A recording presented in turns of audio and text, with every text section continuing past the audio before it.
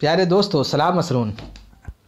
آگے بڑھنے سے پہلے میں آپ کو بتا دوں، اگر آپ نے شادی پارٹ 1 پارٹ 2 پارٹ 3 نہیں دیکھا ہے تو اسے پہلے دیکھ لیجئے، اس کے بعد آج سنتے ہیں پارٹ 4، شادی پارٹ 4۔ جی، شادی ایک ایسا لفظ ہے جو ہم سب کی زندگی سے جڑی ہوتی ہے۔ شادی کو ذمہ داری سمجھے، بوجھ نہیں۔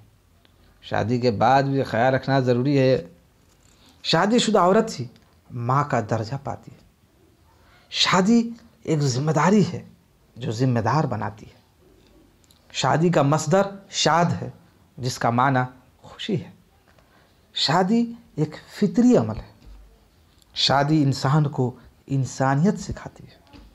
ایک شادی شدہ کی زندگی کنوارے کی 100 سالہ زندگی سے بہتر ہے۔ بیوی کے ذریعے سکون حاصل کی جاتی ہے۔ شادی آدھا ایمان ہے، آدھا دین ہے۔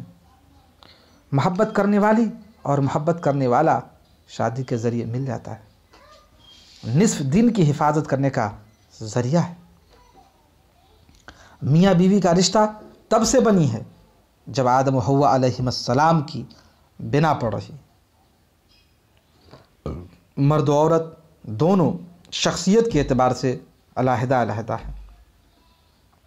شوہر کو گھر کا سربراہ اور لیڈر اللہ تعالیٰ نے بنایا ہے۔ عورت اس لیے شادی کرتی ہے کہ تعریف کرنے کے لیے بندہ مل جائے، اور یہاں پہ مزاحیہ یہاں سے باتیں شروع ہوتی ہیں۔ عورت اس لیے شادی کرتی ہے کہ تعریف کرنے کے لیے بندہ مل جائے، اور مرد اس لیے شادی کرتا ہے کہ تعریف کیے بغیر عورت مل جائے۔ گھر کو جنت بنانے کے لیے شادی ضروری ہے۔ شوہر مجازی خدا ہوتا ہے کہ ہر وقت وہ سنتا ہے مگر بولتا نہیں۔ ہمارے یہاں شادی علاج جوانی ہے۔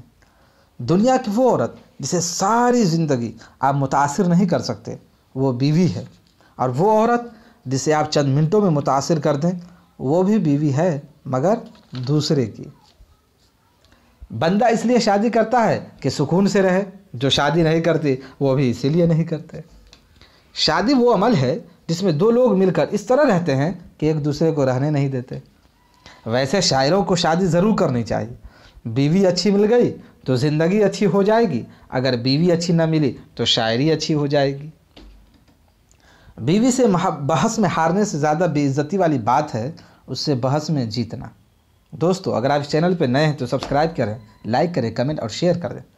وہ خاوند کو تکلیف، بیوی اپنے خاوند کو تکلیف اور مصیبت میں نہیں دیکھ سکتی، اسی لیے اس کے لیے رنڈوا ہونے کی دعا نہیں مانگے گی، اپنا بیوہ ہونا قبول کرے گی۔ اگر عورت اپنے مرد سے اسی اخلاق سے پیش آئے جس طرح وہ اجنبی مردوں سے ملتی ہے تو اسے کبھی طلاق نہ ہوگی۔ خاوند بھی اگر اسے دن میں ایک بار ویسے دیکھ لے جیسے وہ ہمسائے کو